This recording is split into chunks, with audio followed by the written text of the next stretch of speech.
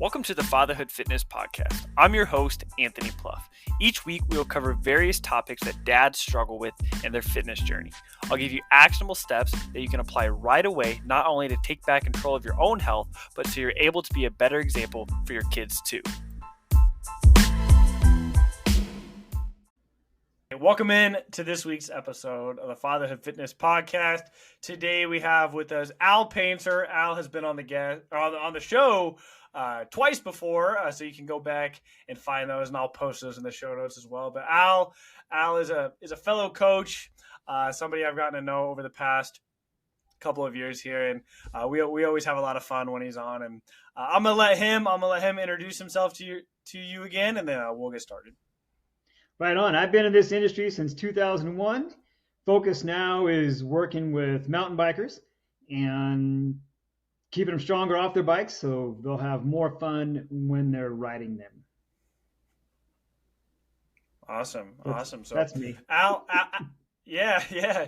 No, Al is so Al's a 49ers fan, and so if you notice a little hostility but between the two of us, I'm a Chiefs fan.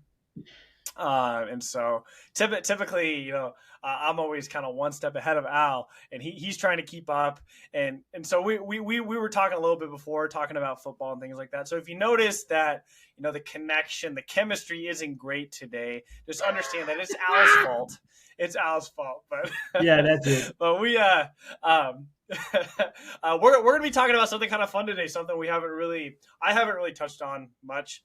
We're going to be talking a little bit about stretching, mobility, things like that. And so I'll let Al dive into that. And we're going to talk all about kind of the importance of it, and maybe why just stretching alone probably isn't getting you where you want to go. It's a good thing to do. I think that, especially as we get older, right? I'm 52 now. So mobility work has gotten really important. I recently trained for the Idaho Senior Games. I'm only 51, dude. Senior. I don't know why they don't call it the Masters Games, but whatever. Anyway, because especially from the neck up, I'm still a junior. Like, I don't even know if I qualify as a senior to race in that thing because of my maturity level, or more importantly, lack thereof. But anyway, I digress.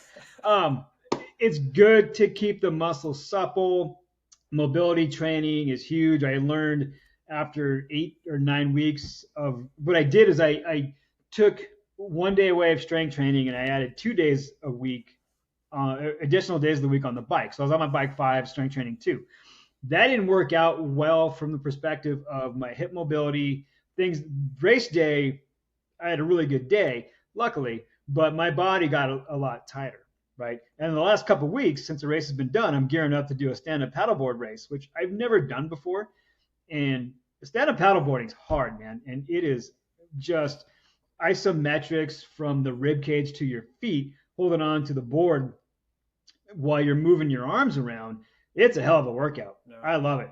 It's great. But in these last 2 weeks, my hips have loosened up so much from being on that board rather than on my bike. Yeah. But it's been a good balance, right? Again, because it's something new, so it's a new stimulus, which has kind of got me reignited to train again. Because after 8 or 9 weeks of training for a single event, it's a grind mentally as much as it is physically. So That was hard. That was definitely hard. But I learned that the mobility component to training to ride a bike needed to go up quite a bit. So the last couple of weeks, I added in a lot more stick mobility stuff, which is kind of positional isometrics. In a stretch position, you apply force, so your nervous system lets your joints know, hey, it's safe to be in this position, so we'll give you a little more range of motion, right? Because I think a lot of people think, I need to get more flexible. But what does that mean? What is flexibility, right? Is it the length of a muscle? If you made a muscle longer, you probably just ripped it off of bone, right? And if you weren't born with long, lean muscle, you're not going to develop that through stretching, and you just can't, right?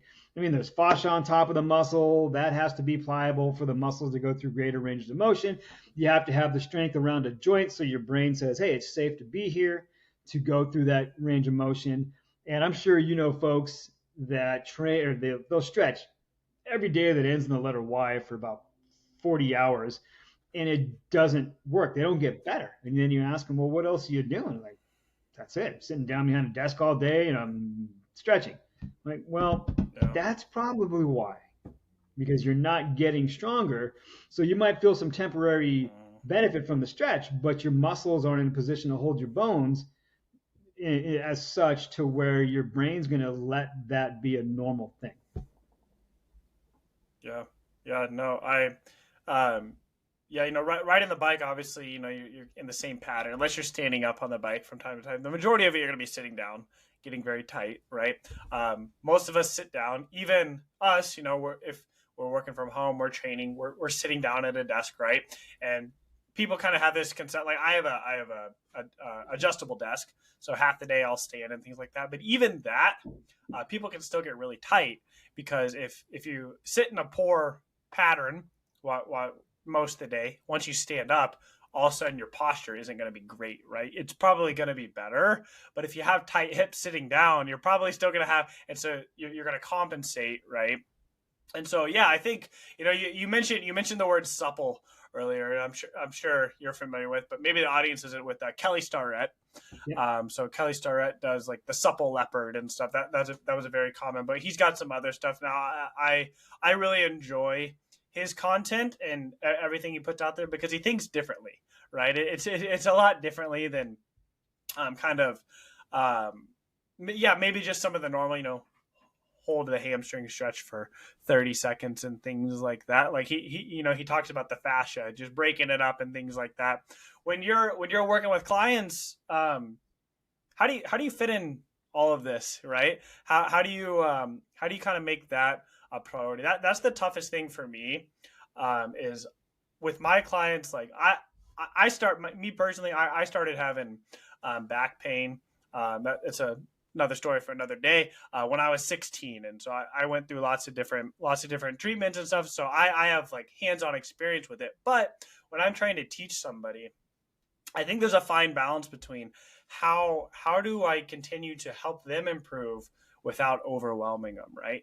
Because if you do a Google search on my hips are tight, you're going to be on the computer all day long having no idea where to start and wondering if what you're doing is what's best. And so how do you kind of balance that, or what's the first thing you kind of have clients do to start improving the range of motion? Oh boy. Tell them to stop thinking, pretty much. Stop Yeah. thinking and start breathing more, because the sheer fact of or act of just breathing alone, you can release a lot of tension in the body and you'll move better. That Hmm. really deep Yeah. inhale through the nose and exhale through your nose too, and listen to yourself breathing in I'm talking a nice full breath. Ideally, your tongue's jammed up against the roof of your mouth where it should be when you're sleeping, and your nasal passages are open, your throat airway passages are really open, and you're just getting a nice rib cage expansion and contraction. Rhythmic, right? You can do box breathing, 4 in, hold for 4, release 4, hold 4, do it again. Yeah. You can inhale 3, hold 5, exhale 7, things of that nature, right? That alone right there can help somebody pick up a little more range of motion out of a joint. Not exponentially more, but it's a good start. And then after that, I told them, Right. we're not going to stretch because your body's in a position right now because you didn't really do what you needed to do to make sure that it was moving better. So we're not going to stretch in your warm up. I haven't had anybody stretch in a warm up. Gosh, I don't know, well over 8 years, if not more, 5 to 8 years, just because Hmm. A, we don't have enough time. B, once they got done stretching everything head to toe, they had to do it again because their muscles got cold. And plus, your warm up is meant to get your nervous system ready to move. So if you're on the floor stretching, Hmm. you're not moving. And if your workout entails moving, you're not really doing yourself much of a favor, right? So the easiest workout or warm up is I have people, they hate it. My God, Anthony, they hate it with a passion. Even as of today, they were still asking me, why do we do this? Getting up and down from the floor, right? Dan John's Get Back Up series. So I'll have Yeah. people, depending on their fitness level, everybody gets to the point where a right hand goes on the left shoulder, you get up, go to the stomach, stand up, go to your right side, stand up, go to your left side, stand up, go down to your back and stand up. And then do I keep my hand there the whole? Yes. Yes, you do. But that's a lot harder. Yes. Yes, it is. Why do we do this? Because I want you to live longer, right? So we know that statistically, the better you can get up and down from the floor as you take more laps around the calendar, the longevity numbers are in your favor, right? So I have everybody that I train practice some form of getting up and down from the floor, whether it's like today, I had some folks doing lateral stepping with exercise bands, and then they went down to the floor for bridges, back up for lateral stepping, back down for a different bridge variation. And the person, one of the people I was training said, hey, wait a minute. We already got up and down from the floor. I'm like, yeah, now you're getting more practice. Well, but this is hard. Now I'm tired. I'm like, yeah, there is multiple sets of something in a workout. I'm sorry. Keep going. But I love it. That is one of the best warm-ups that you can do, especially if you don't have a lot of space or a lot of time. 5 minutes up and down from the floor. And your heart rate goes up because that's a whole lot of muscle having to get a whole lot of bone vertical and back down, right? And then after that, maybe some bird dogs, maybe some dead bugs. Boom, you're ready to go. At that point, your body's warmed up, your nervous system is primed, and you don't have to really stretch. The only time we'll have someone stretch in a workout is if one of their glutes is just not doing what we want it to do. Then we'll do some hip flexor stretching, 20, 30 seconds aside, get back into the glutes. Hey, they work better. Yeah, we just kind of release a little bit of tension, so now your brain has a better idea of what's going on. Mm-hmm. I will typically have people stretch at the end of their workouts. And it's not so much for the flexibility benefit. It's more to bring them back down to steady state, back to rest and digest kind of thing. So they're more relaxed and their body's better equipped to go on with the rest of their day. They see it as a reward for all of this, quote, suffering, unquote, because apparently I'm mean to people. Right. Whatever. But that's how I do it. I'll have them stretch that. Or if somebody can't get into their back muscles on a pull, we'll stretch a chest prior to using the back. And essentially, if one set of muscles isn't really giving you what you want, stretch the opposite muscles. And then typically you'll get a little more activation out of them. Yeah. Yeah, no, and yeah, I like that a lot. You're talking about you were talking with the kind of the stick mobility at the beginning with letting your nervous system know like these ranges of motion are okay, right? And that's one thing that definitely helped me. I used to stretch all the time and I would be just as tight, if not tighter, right? But with that deep breathing you talked about, once I started incorporating that, where instead of just 30 seconds holding this stretch, if I focused on 10 solid breaths, and then took a little break and then did 2 or 3 sets, I found like my range of motion increased significantly. I was more relaxed, and I started doing this before bed. And I found it was much easier to fall asleep. And I think a lot of times what happens is we do finish that workout and we're kind of, we're in a heightened state of awareness there, and we never fully come back down. And so we just have all this tension all the time. And if you do that, like kids can do that. Like when you were a kid, your kids can run around and, play and go play basketball and stuff like this, and they're completely fine, right? You try and do that now, it's not going to work out great. I was at the park with my kids the other day, and I jumped up. I was playing basketball, or I literally jumped up once. Playing basketball with my son, and for 2 days my knee hurt. And I was like, I jumped once, and I was just like, I wasn't ready. I didn't know warm up, or I just went and just jumped as high as I could, and my knee was sore for 2 days after that and stuff. And it's just like a lot of times it's just we have so much tension. And that's why like people can argue all day long about foam rolling, massage guns, what's best. My view is whatever's going to get you to relax, increase your range of motion, and something you can stick with for a long time, right? Like I have a massage gun. I don't think everybody needs a massage gun. Like I think it's a great tool, but it's not necessary, right? Like if you have access to some of these things, like Kelly Starrett, he has tons of different tools that he uses, right?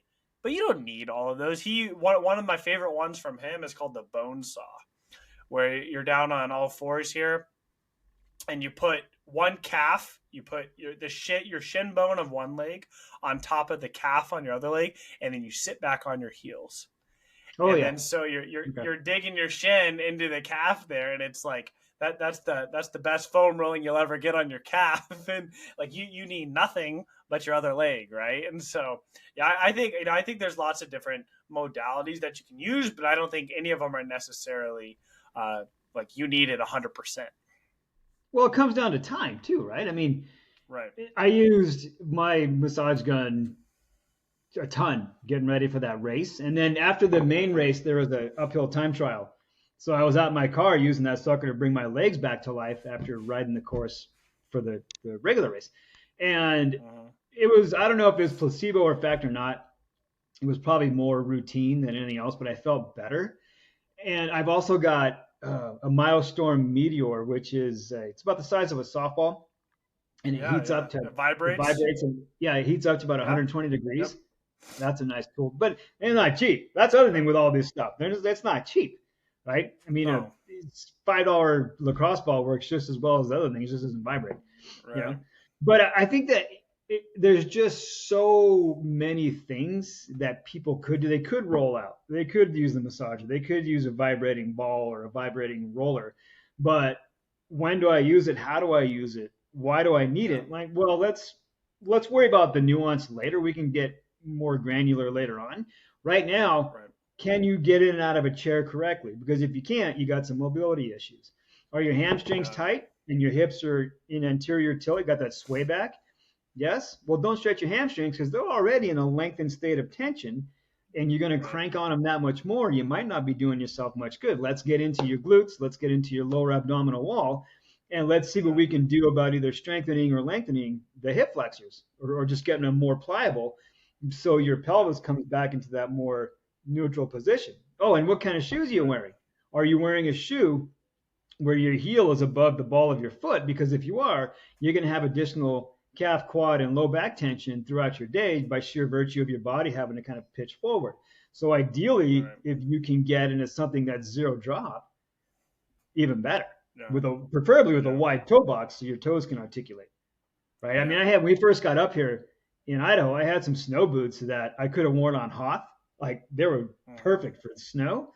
But the way my body was pitched forward, my low back got all kinds of angry. So I got some Yeah. zero XERO shoes and Yep.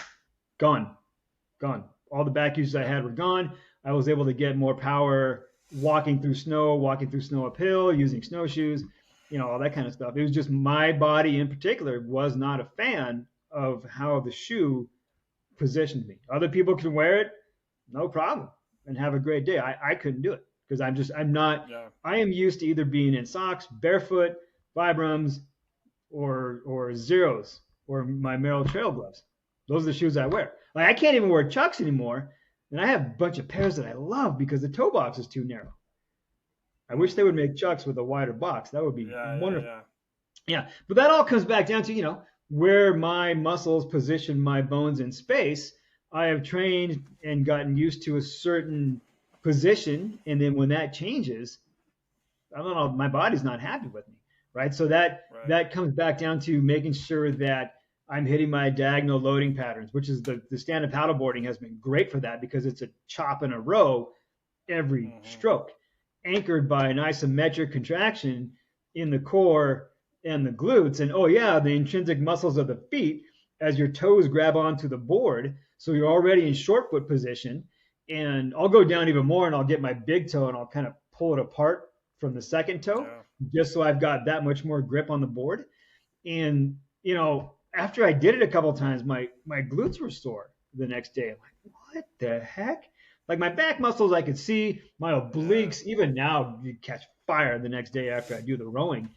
But they were used to being supported in a seated environment, riding a bike. And then when I had to stand up on something that was a solid surface, but what it was sitting on was dynamic. And I learned the hard way that you've got to be positioned correctly or boop, you're going for a Yeah. swim. Yeah.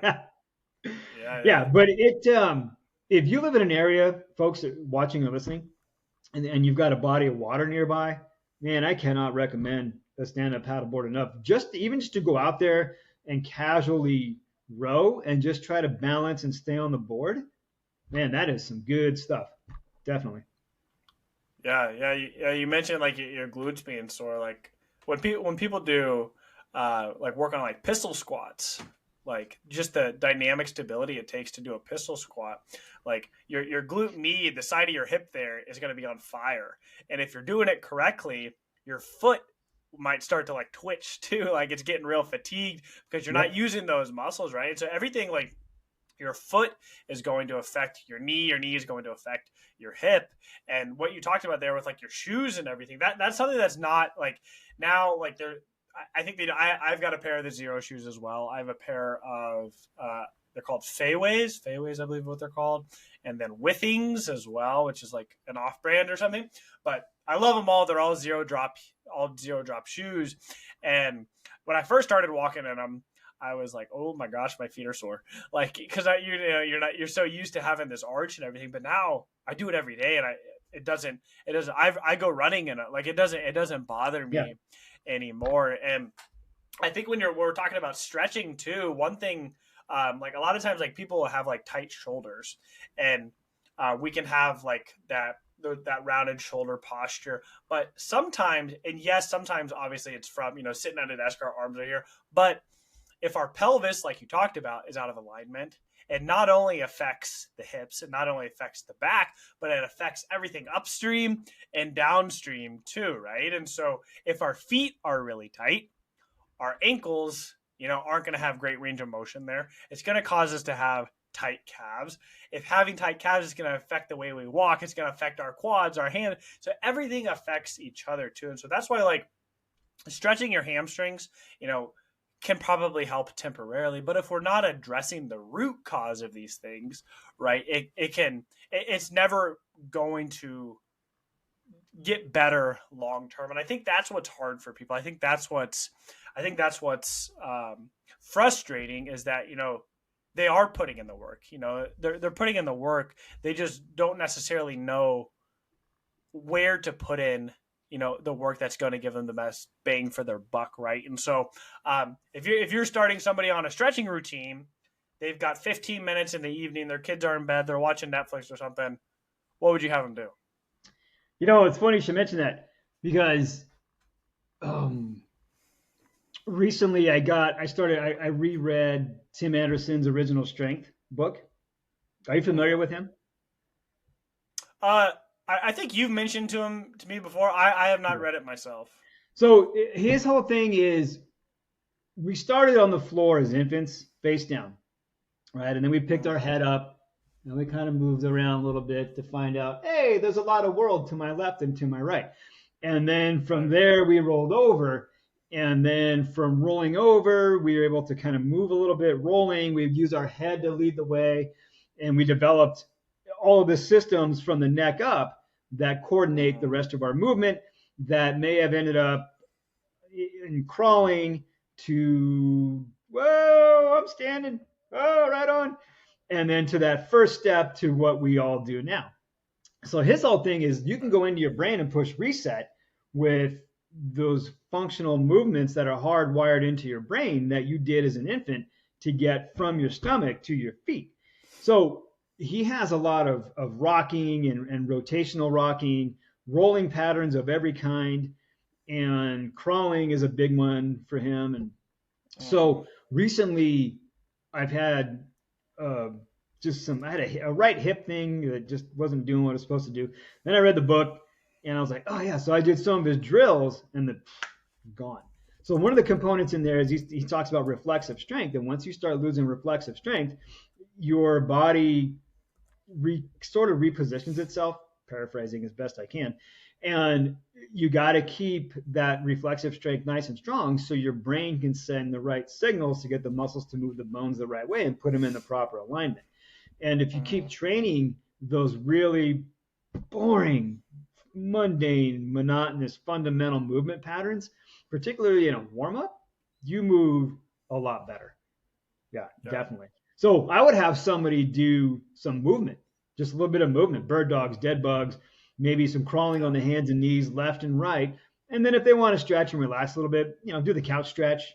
Do Mhm. go up against the wall and put your legs up, out, straight. Get the adductors, the middle of the legs there, and the hammies and calves, and then a Mhm. glute stretch of some kind, either pigeon pose or put your knee up on the couch and kind of stretch out your glutes from there. And Yeah. if somebody likes to do that, again, if you really, really, really want to max that out, go sit in an Epsom salt bath soak for about 15, 20 minutes, then go stretch a little bit if you got the time. If you don't have the time, then just go down to the floor and do some glute stretching, couch stretch, put your foot up on the Yeah. couch in that 90-90 position, and maybe roll around a little bit. And that's Mhm. good. That could help. Yeah, yeah, and that's why I usually bring my foam roller out in the living room, and I'll do a few minutes of that before I do some stretching and stuff because it kind of like what we talked about. It helps me wind down a little bit, helps me kind of deregulate a little bit, and then I'll do a little bit more stretching, and I find I can get in better positions, and so that helps me a lot. I don't know if you're familiar with GMB. GMB, Oh they yeah, have gold like medal, mobility yeah, yeah, yeah. programs. Yeah, I have yeah, and so elements and yeah, the rings yeah, program. yeah. Elements is I think that's the one I have. Yeah, I've tried two of theirs. I think that's the one I have currently. It's fantastic. It's very challenging. Very challenging things like you've probably never done, right? And they're just like, but it's very simple. It's very simple. The movements are just hard to get into, and uh, um, I think they have like when you do the workouts, you can do like a 15-minute, 30-minute, or 45 or hour or something like that. Um, Half hour is about as much as I'll do on most of them. I usually try and do like 15 minutes. There's 45 minutes. Those are tough. Those getting in Well, those I mean, positions, but doing frog and monkey, dude, that's rough, oh man. gosh, yeah. And those Monkey are is so yeah, those are yeah. good, Those are and, that and I think those are I love that one. meant to build handstand progressions. But oh Okay. god, my obliques doing the monkey over to the side. Yee! But the Yeah. the wrist Yeah. mobility stuff Yeah. at the beginning, oh, Right. so good. Yeah, that's yeah. And if you're not familiar, yeah, if you're not familiar with GMB, so what it is it's a mobility program, where it's all body weight things like that. But they have different positions. They have like the monkey, they have the bear, they have the crab. They're all a lot of them are animals and things, and then they have some traditional stretching and stuff too. But they focus on like 4 or 5 foundational movements, and you just keep getting better at those. And they like the first time you're doing them, like they're very challenging and stuff. But yeah, like the bear is great. The your posterior chain, my hamstrings, my calves really loosen up. The monkey, the deeps. I do one. I can't remember what it is. I just kept doing the same workout over and over again to get better at it because it focused on like the deep squat, and then we did the monkey, working on also a deep squat and like the hips and everything, and then he goes into the bear after that. And those Yeah, yeah, three right there, the crab one is tough. The crab one's tough, but the those three right there, that like, I can do that in my living room. I can do it in the living room in the evening, and I don't need any equipment. And so if I'm yeah. short on time, those ones are great. And so if GMB, if you want a more movement based program rather than just more stretching and things like that, I think GMB is a great option. Yeah, that animal flow. Um, Hmm. who else? There's another really awesome floor-based mobility, really rhythmic flowing movement program. I don't remember which one it was. I think.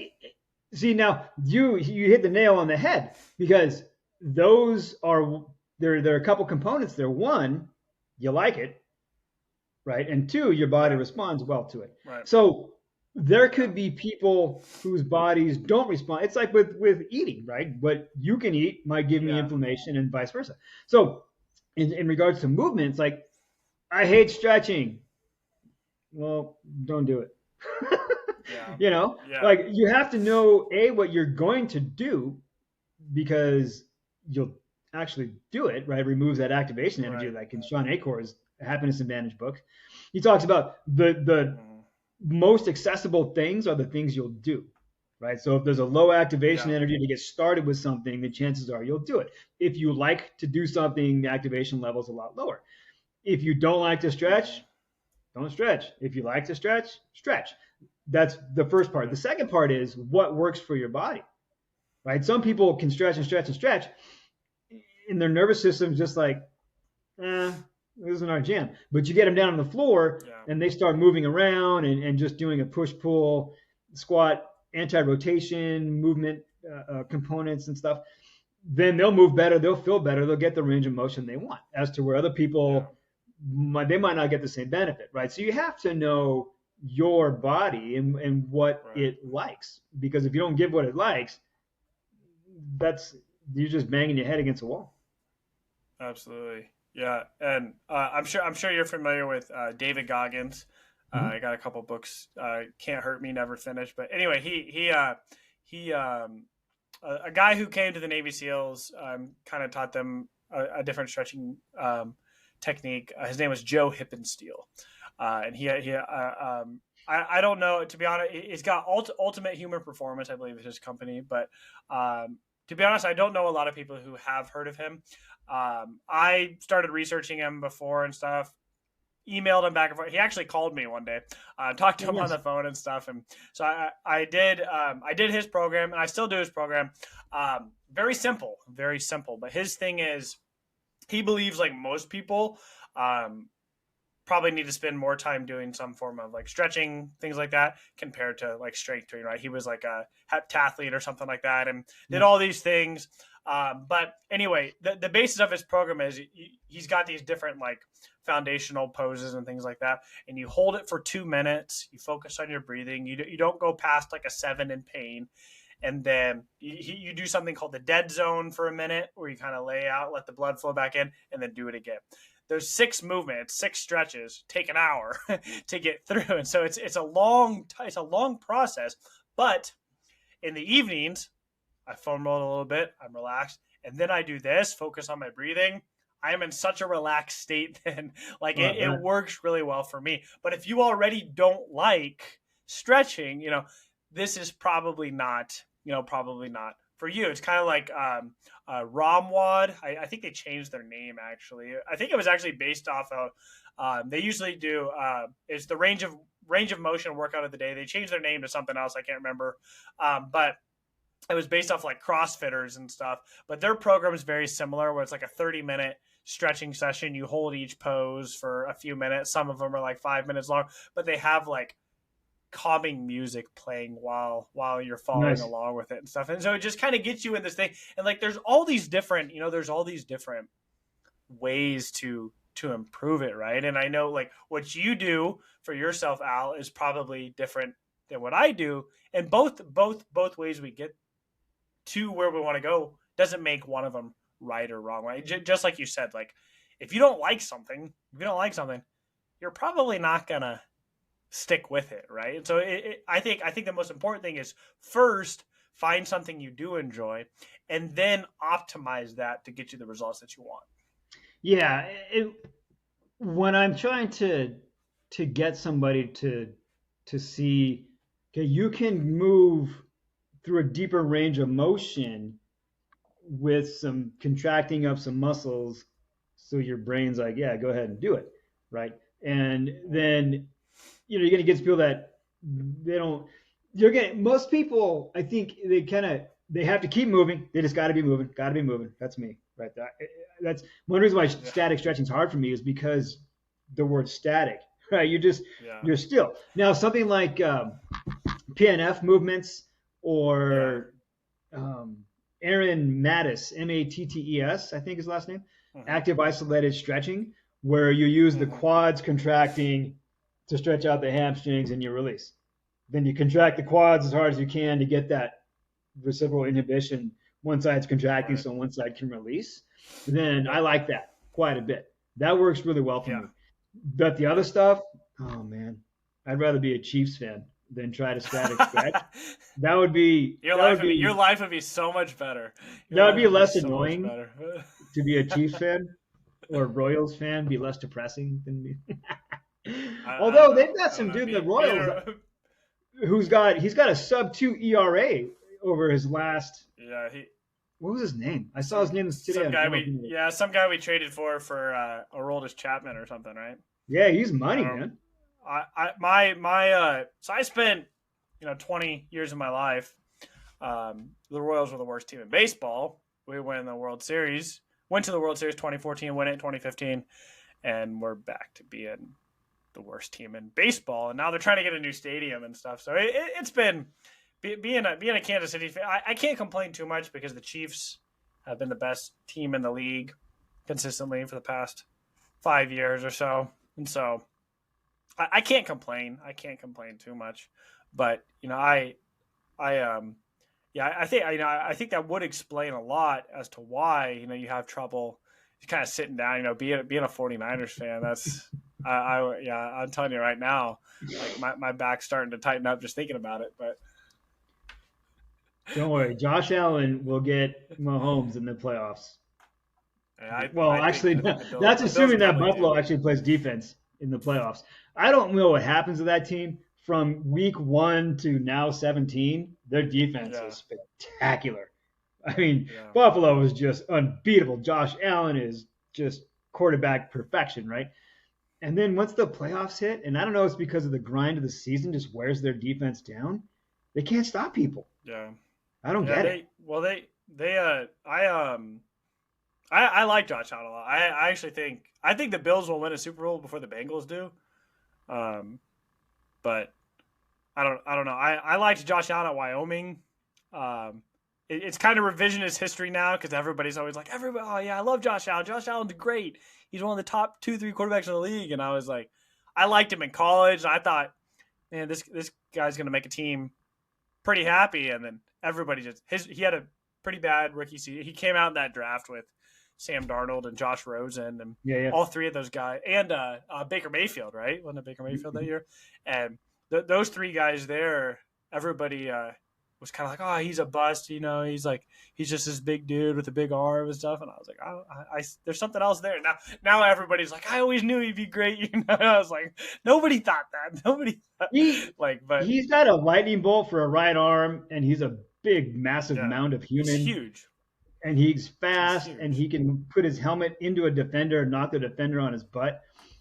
The only Yeah. thing is I think he trusts his arm so much he tries to thread too many needles when he throws. Other Yeah. than that, he's kind of the complete quarterback. Especially if Yeah. you give Well, him a good offensive line and a running game to support his throwing. yeah, I think, like Josh Allen, Justin Herbert, Trevor Lawrence, all pretty similar players. All pretty similar players there. I like them all. I like Justin Herbert. If the Chargers could quit being goofballs with some play calling decisions and stuff, like they could probably give the Chiefs a run for their money in the division. But the Chargers for 15 years have never lived up to their potential. they they went from Drew Brees to Phillip Rivers to Justin Herbert, and they don't really have a lot to show for it there. So I think, No, but one of my I think friends, Trevor Lawrence is fantastic. yeah, one of my friends is a Chargers fan. They beat up on the Niners last weekend, preseason game, Yeah. and I got the obnoxious messages, and I was like, do they hand out the Lombardi Trophy in August or February? And then thinking that would take care of the conversation, I got another one. And I was like, all right, I'm going to put the dagger in right now. So I went to YouTube and I got a little Super Bowl highlight from when the Niners crushed San Diego, the then San Mhm. Diego Chargers. And I sent that back and I said, hey, if I remember correctly, this is what happened the last time your team was in the Super Bowl. Done! Was that Crickets! Dan, That was was it that for that Dan conversation. Fouts? Was Fouts the quarterback or Humphreys, Bobby Humphreys. okay? That's when Okay. Steve Young had a career Steve day. Young. And Well, you yeah, went that from was such a Montana to Young. You went from right? Montana. Yeah, Well, Kansas City did too. You 49ers. went from Montana, Bono, and Elvis Gerback. That's not bad. Yeah. You guys had Dwight Well, Clark too for a minute. we had who? Didn't Dwight Clark play for Kansas City too? No, Clark No, he didn't. didn't play there. No, I thought he did. we had Gannon. We had Rich Gannon. No, There you go. we had Rich Gannon, and then went to the Raiders. But yeah, the Chiefs have always had pretty good talent throughout the years. Can't come. There's a few down years there. A few down. The No, Todd and Haley years were a little interesting, but I love Andy Reid, but I hate him because he's not the 49ers coach. Shanahan's good, but Reid is just, he's like playing four-dimensional chess compared to the other He's coaches he coaches against. His schemes and the way he uses his weapons, oh my God, it is exquisite. yeah, yeah. I think Reed like yeah like Reed. I mean Reed had McNabb. He had Michael Vick. You know, he had Alex Smith. He's had a lot of good quarterback. Like Mahomes, though, like I absolutely love. I am going to enjoy the next 15 years because it will never get better. Like this is the best it will ever get for the Chiefs, right? There's nobody like he is already like he's the most talented. Like I was at so 2019 when when Mahomes had his first season as a starter. The Chiefs went to the AFC Championship game. They played the Patriots. Tom Brady was still the Patriots at the time. I was at the game. I was up in Oh, the nice. corner, and I remember watching. I remember there was this play where, like the Chiefs ended up losing. The game was real close. They lost in overtime. Patriots win the game, beat the Rams in the Super Bowl. But I remember thinking there was this play there where it was like third and short or whatever, real windy day, so you couldn't kick a long field goal. Mahomes, instead of throwing the ball away, took a sack, knocked us out. We had to make a 40-yard punt or something like some because we couldn't kick the field goal because it was such a short field. But I remember watching that game thinking, like Mahomes, like we're neck and neck with him the entire game, but Brady was light years ahead of him with like how cerebral he was. He's coming up to the line, making all these changes and stuff. Well, year two, Mahomes comes in, he's up at the line making all these changes, and it's like that's what I loved about Peyton Manning. It was like he won the play before he hiked the ball. He was so cerebral and stuff. And Mahomes has the talent. He has like and now he has like, you know, the smarts, the ability, you know, just to come and just like win the game with his mind. You package all that together, like we've never seen anything like it. It's crazy, and I'm Well, just glad he's a Chief. Like, and you hit the nail on the head again, and I think that's one of the biggest reasons that Trey Lance is going to be wearing a Cowboys uniform, is because he didn't have the experience, he didn't have the time, or hasn't had the time to develop that pocket presence and that field vision to be able right, to see a few seconds ahead of the play, either before it yeah, happens or as it's unfolding. Right. I right, mean, that guy's a tremendous athlete. He's fast as lightning. He's got a strong arm, and he's got raw talent. It just didn't mm-hmm. materialize in Shanahan's offense. Yeah, And, so now he'll be playing behind Dak Prescott, who's, yeah, until you get to the playoffs, he's pretty good. He's not, yeah. he's He's a good good quarterback. enough. He's good enough. He Yeah, reminds yeah. me of like he's like Kirk Cousins. You know, he's good enough. He's good enough. If things like kind of like Jimmy G was. He's not. And to be honest, like a lot for how Alex Smith was for years. He wasn't going to win you a lot of games, but they're not going to lose you a lot of games either. No, no. And And Alex so, Smith like, was it's really good, especially the year he had Norv Turner as the offensive coordinator. That's when he really blossomed. He had a great season with him. yeah, But unfortunately, poor Alex Smith, that dude had a new boss calling the plays every every season year, of his yeah, career five, with the five, 49ers. five coaches, five coordinators. It was, and then Yeah, he I mean, did how that. are you supposed to get into your rhythm and establish your presence in the pocket and everything else? You can't. You Yeah, just can't. well, and what people don't realize too is the Chiefs had Eric Bieniemy for 4 or 5 years. The past 4 or 5 years as offensive coordinator, but before that, the Chiefs had a new offensive coordinator almost every single year because they kept leaving. Matt Nagy left. He took over the Bears. Doug Peterson left. He was the offensive coordinator. He went to the Eagles, won a Super Bowl, and so it's like um, even these teams that are playing well, they lose their coordinator. So like Alex Smith, man, we'd have to look that up, but I bet he had 10 plus. Like learning a new offense that's tough. Like that's really tough and stuff. And yeah, I know you got to run. I know you got to run out. We're gonna change the entire. Um,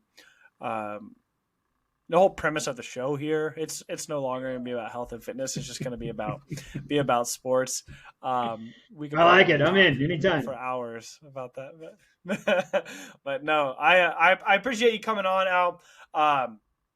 where can people find you on social media and learn about They can find me at why it's so Do hard You to be a Integrate? 49ers fan? No, stop it. At Do You Integrate across all of them. It's the same thing.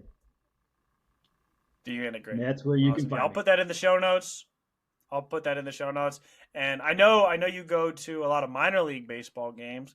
Yes. Who's your professional team that you like? Um, well, it's the Giants since I grew up in the Bay Area. Oh yeah. Okay. San Um, Francisco. Okay, yeah. yeah. And gosh, they're they. I hope they don't become irrelevant anytime soon. But that team. So, case in point, Bruce Bochy and Texas Rangers came to town.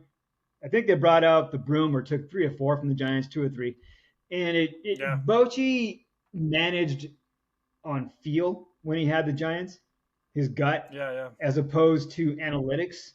And I realized And they that won a the lot. giant They Kapler, won a lot. yeah, Yeah. you can only play the hand that you're dealt. In all honesty and fairness to Kapler, he has not been handed a upper echelon starting lineup. I mean, Right. then he lost Buster Posey to retirement, and he just hasn't had that talent, as opposed to a lineup like Atlanta, where it's just one. I mean, would they have 5 guys starting the All Star game? Atlanta did, where I mean, Yeah. 1 through 9, Atlanta is just. I mean, you got Michael Harris Jr. hitting eighth or ninth. That guy's at the bottom of your lineup. He is an incredible player, and he's in the bottom of the lineup, right? Yeah. They're that talented. And another big part of that is their farm system. The Atlanta farm system is top notch. The Giants, when they won the World Series, their farm system produced California at the single A level championships a year or two before each World Series, right? So that meant that Buster Posey, Madison Bumgarner, Lincecum, Kane, Sergio Romo, Sandoval, basically every component, Brandon Crawford, Brandon Belt, every component of their championship teams was coming up through their farm system. Yeah. They don't have that now. They Yeah. don't have that deep farm system that's producing that top tier talent. Like, as much as it pains me to say, the Dodgers. The Dodgers do Yeah. everything right, from Yeah. their rookie league and their A ball level all the way to the big leagues. Their system is just perfect. They churn out homegrown talent like nobody's business. And the Giants need to get their farm system back to that point. Once they get Yep. back to that point where they then have the blue chip prospects coming up to the system, but then they've got the blue chip prospects they can use in a trade, then they can get that talent. Plus, that ballpark, it was built for one guy to hit 756 home runs. That was it. That He hit a short lot. porch in right field. He did it. He did it. Yeah. But right-handed power hitters do not like that ballpark because it is not friendly to them. Right. It's a great pitcher's park. It is not a good hitter's park. Right. That's a big thing. That's against them bringing in a really, I think, high-level, top-tier free agent because of that as well. Go So get who Shohei. knows? Go get Shohei. Oh God, that poor guy. I think he has to have Tommy John, right? Didn't he the UCL? He did something. I didn't see So that. yeah, he's still hitting, but he's not pitching the rest of the Yeah. season. He could have gotten probably $600 million contract Oh yeah. He's at still least. he still will. He's that. But yeah, I think And so. I mean, you've got a you know future Hall of Famer on either side of the ball. right. And that, see We've never this seen this is that. why this is why they need to ask our opinion on these decisions, because what you said about the farm system there, when the Royals won the World Series in 2015 and won in 2014, or went there in 2014 and went 7 games with the Giants, um, in either 20, I think it was 2013, they won the minor league championship. So all those guys like Moustakis, Yeah. Hosmer, all the you know what I mean? Like they kept a lot of those guys down there, and so they could go win. They could go win a minor league championship, so that it would kind of prepare them for. And then they all came up together. We won the World Series, and then we got rid of a bunch of them. We used a lot of pieces to trade for other players that long term didn't. We kept on to guys for too long, and just it's the farm set. You got to you know what? We're going to bring this back to fitness here. If you have a strong foundation, things go a lot better. You can take the quick fix, you can make the trade, but teams like the Dodgers, who are building up, things like that, you can consistently compete every year, right? Yeah, and I think this is why, and it'll never happen. And whenever I bring this up, I get blasted from every different angle for the most part. This is why professional sports in America need promotion and relegation, because it would clear the clutter of all the teams that aren't really in to win. They're there to have their product and whatever the business model is. It would force them to actually put to reinvest in their franchises to Yeah. max out their fan base. Like the A's, the poor A's, they have one of the most passionate fan bases in all of baseball. Yeah. But the team on the field, oh God, it's No, horrid. It's horrid. And it has been for a while.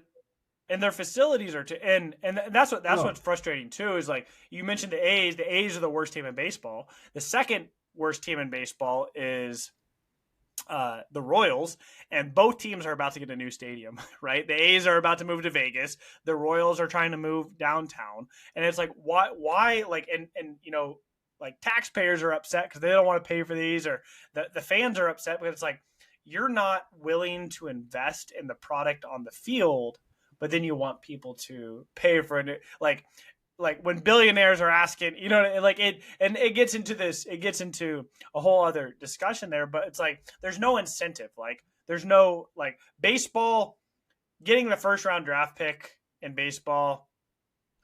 I don't know how much it means. Like obviously a lot of those yeah, guys yeah. work out and stuff, but it takes so many years. It takes so many years to develop. In the NFL, you get one play. NBA, right? You draft a LeBron James, you literally change the course of a franchise, right? In the NFL, you get that right quarterback, you get a Patrick Mahomes, you're set for 20 years. Right? In baseball, you could get the number one prospect.